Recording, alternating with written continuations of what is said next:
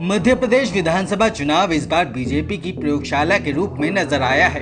ये प्रयोगशाला 2024 के लोकसभा चुनावों को लेकर ध्यान में रखते हुए बनाई गई है।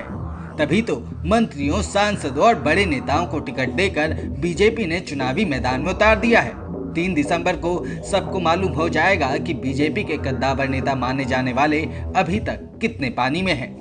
मध्य प्रदेश से पहले बीजेपी ऐसे प्रयोग पश्चिम बंगाल और उत्तर प्रदेश जैसे राज्यों में भी कर चुकी है और राजस्थान में करीब करीब वैसा ही नजारा देखने को मिला।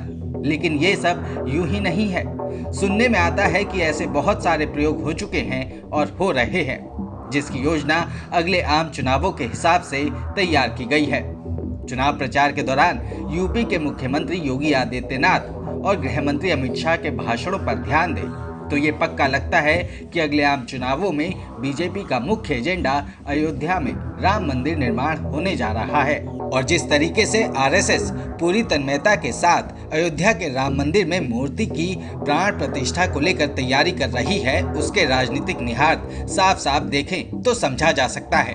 जिस तरीके से संघ की तरफ से पूरे देश को अयोध्या में तब्दील करने की तैयारी चल रही है, सारी चीजें आसानी से समझी जा सकती हैं। 2019 के आम चुनावों से पहले वीएचपी और संघ की पहल पर बीजेपी ने मंदिर मुद्दा होल्ड कर लिया था, लेकिन इस बार सारी कसर पूरी करने की तैयारी लगती है। मतलब ऐसा सोच समझकर 2024 को ध्यान में रखते हुए किया गया था। अभी पिछले महीने ही गुजरात के भुज में संघ की बैठक में 3 दिन तक व्यापक विचार विमर्श हुआ। बैठक में सबसे ज्यादा जिस मुद्दे पर बात हुई वो है अयोध्या के राम मंदिर में मूर्ति की प्राण प्रतिष्ठा कार्यक्रम का प्रचार प्रसार करना। बैठक के बाद आरएसएस के राष्ट्रीय प्रचार प्रमुख सुनील अंबेकर का कहना था, ये त्योहारों का अवसर होगा, हर कोई अयोध्या नहीं जाएगा, लोग अपने नजदीकी मंदिरों में जाकर इस त्योहार को मनाएंगे। रात के समय सभी को अपने घरों पर दिए जलाना चाहिए, ऐसी अपील संघ की ओर से की जाएगी। बताया जा रहा है कि 1 जनवरी से 15 जनवरी तक घर घर अक्षत वितरण कार्यक्रम चलेगा और 5 करोड़ घरों में दिए जलाने का लक्ष्य रखा जाएगा। ठीक वैसे ही 5 लाख से ज्यादा मंदिर ऐसे कार्यक्रमों की योजना बनी है, जिससे पूरे देश में अयोध्या नजर आने लगे। मध्य प्रदेश चुनाव में स्टार प्रचारक योगी आदित्यनाथ खास तौर पर अयोध्या में राम मंदिर निर्माण की बात कर रहे हैं। कह रहे हैं कि अगर देश में कांग्रेस की सरकार होती तो अयोध्या में राम मंदिर नहीं बन पाता। हर जगह लोगों को समझा रहे हैं कि वो कांग्रेस को खाड़ फेंके और बीजेपी की सरकार बनवाए, ताकि बीजेपी विधायक उन लोगों को अयोध्या दर्शन के लिए ले जा सकें। ग्वालियर की रैली में योगी आदित्यनाथ समझा रहे हैं, जब तक हम जात पात से ऊपर उठकर काम करते हैं तो परिणाम भी वैसे ही मिलते हैं।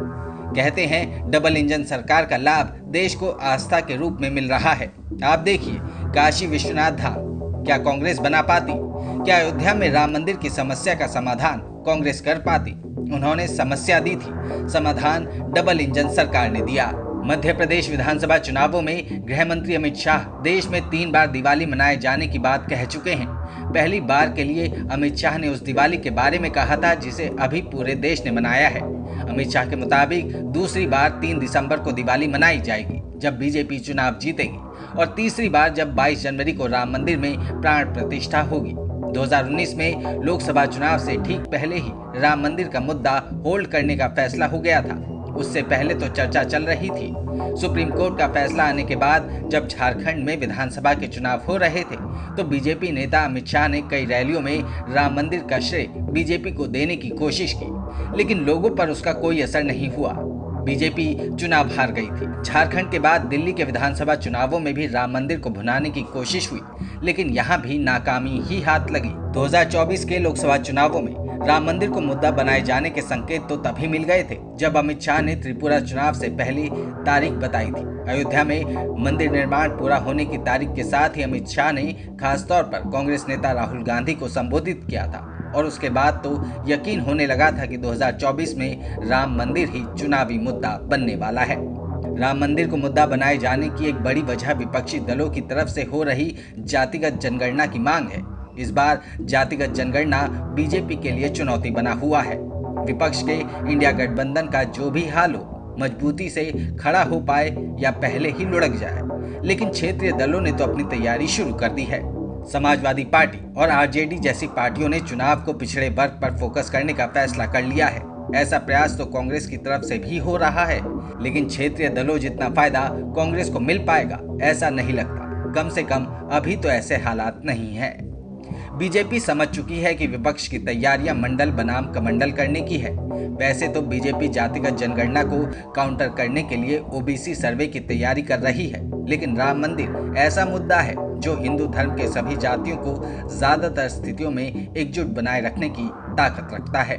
तो अब आपसे हम जानना चाहेंगे आपकी राय कि क्या राम मंदिर का मुद्दा उठाकर या राम मंदिर को मुख्य मुद्दा बनाकर बीजेपी 2024 में कुछ चमत्कार कर पाएगी।